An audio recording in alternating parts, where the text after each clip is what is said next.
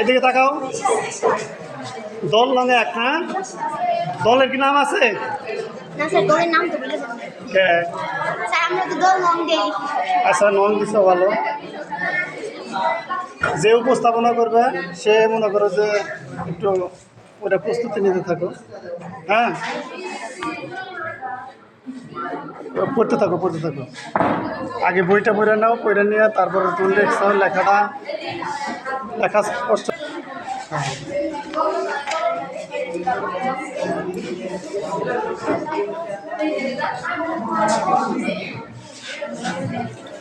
তাকাও না, ক্যামেরার দিকে তাকাও, তাকাও তাকাও। উপস্থাপনা করবে কে?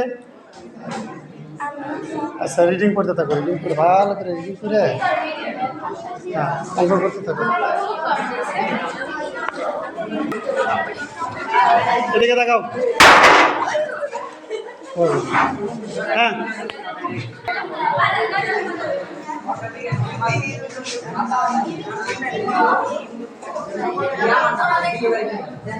আজকে তোমাদের শেষ। উপস্থাপন করবে কে? হ্যাঁ, রিডিং করতে থাকো। হ্যাঁ, এটা কাঠি লাগবে না? এখন ডিজাইন টিজাইন থাকলে করতে দাও। দল নাম হলো 4 4 দাও। আচ্ছা, এরপর আমরা উপস্থাপনা করবো, সমস্যা নেই। উপস্থাপনা করবো কে? হ্যাঁ, রিডিং অবস্থা নাকি করবে?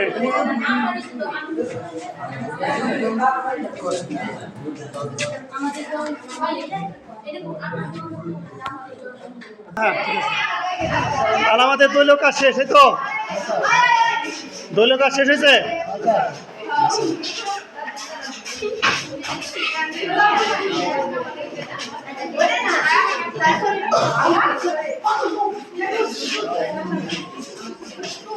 হ্যাঁ, আরেকটু উপরে ওঠো। হ্যাঁ,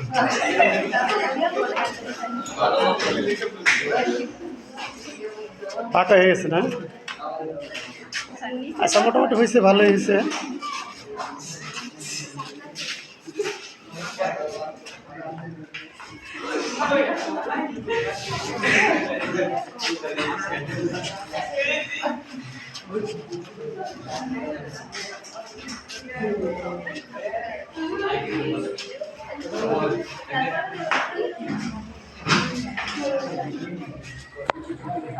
হ্যাঁ,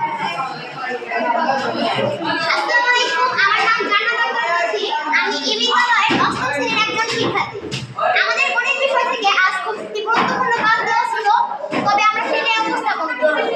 উপস্থাপন করার শুরুতে আমি প্রমাণটা বলে দিচ্ছি। শিক্ষক অভিজ্ঞতায় মূল্যায়ন হবে যোগ্যতায়, অভিজ্ঞতার না। ইউরির নকশায় ত্রিভুজ ও চতুর্ভুজ। দল নং 1, শ্রেণী 8ম, বিষয় গণিত। আমরা পরিবর্তনের সাথে আছি এবং থাকব। ত্রিভুজে যে কোনো বাহুর সমান্তরাল সরলরেখা ওই ত্রিভুজের ওপর বাহুদ্বয়কে বা এদের বর্ধিত অংশদ্বয়কে সমানুপাতে বিভক্ত করে। 1, প্রথমে যে কোনো একটি রশ্মি এজি আঁকো। এজি একে এবি সমান 9 সেন্টিমিটার অংশ কেটে নাও। এই বিন্দুতে যে কোনো মাপের কোণ বিএএক্স কোণ চিত্র 5.10। 3, AX থেকে AE সমান 3 সেন্টিমিটার অংশ কেটে নাও এবং EX থেকে EC 2 সেন্টিমিটার অংশ কেটে নাও। চিত্র দেখাইতে হবে। B ও C যোগ করো। এখন BC এবং সমান্তরাল করে E বিন্দু দিয়ে ED সমান্তরাল রেখা অঙ্কন করো, যা AB কে D বিন্দুতে ছেদ করে। 4, এবার AD ও BD পরিমাপ করে AG বাই BD সমান AE বাই EC সমান 3/2। এর সত্যতা নিশ্চিত করো, যেহেতু AD প্লাস BD সমান AB সমান 9 সেন্টিমিটার এবং AD অনুপাত BD সমান 3/2।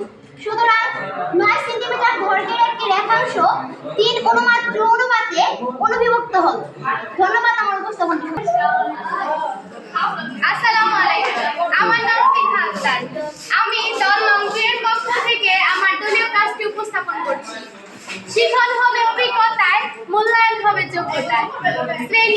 অষ্টম বিষয় গণিত। অভিজ্ঞতার নাম জমির নকশায় ত্রিভুজ ও চতুর্ভুজ। শিরোনাম ত্রিভুজ অনুপাতের ব্যবহার। আমরা পরিবর্তনের সাথে আছি এবং থাকব। প্রমাণ করো যে কোন সরল রেখা স্কেল ব্যবহার করো।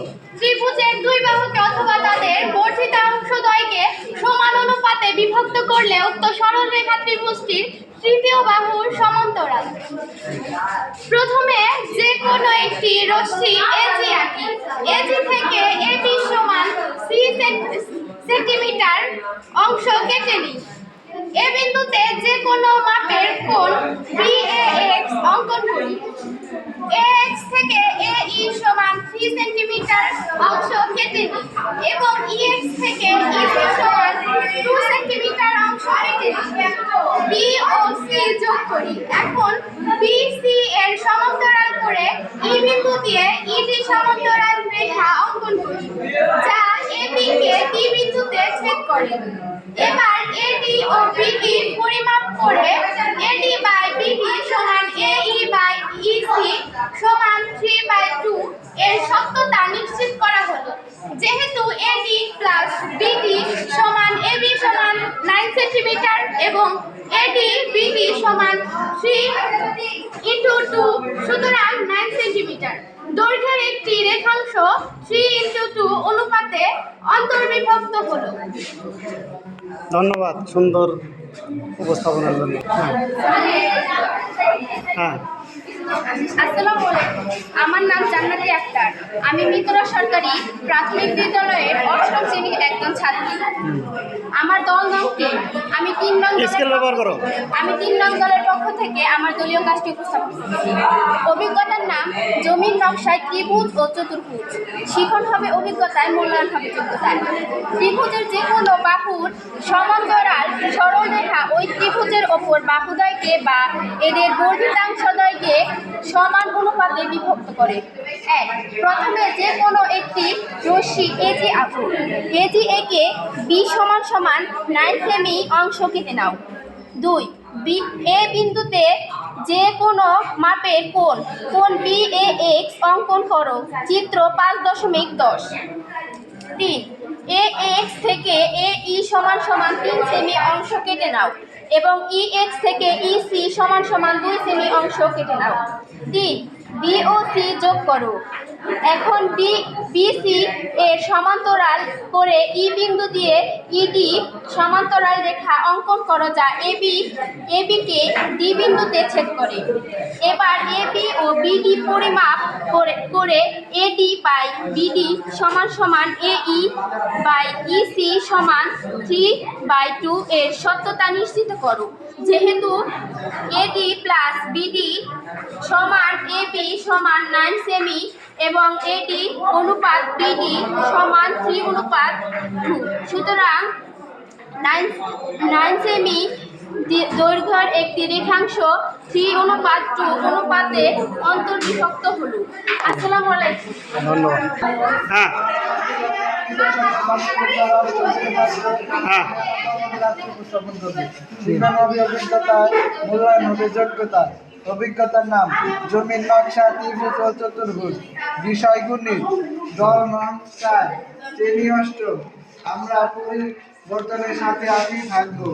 দলগত কাজের নাম ত্রিভুজের যে কোনো বাহুর সমান্তরাল সরলরেখা এই ত্রিভুজের ওপর বাহুদ্বয়কে বা এদের পঞ্চম সমান অনুপাতে বিভক্ত করে।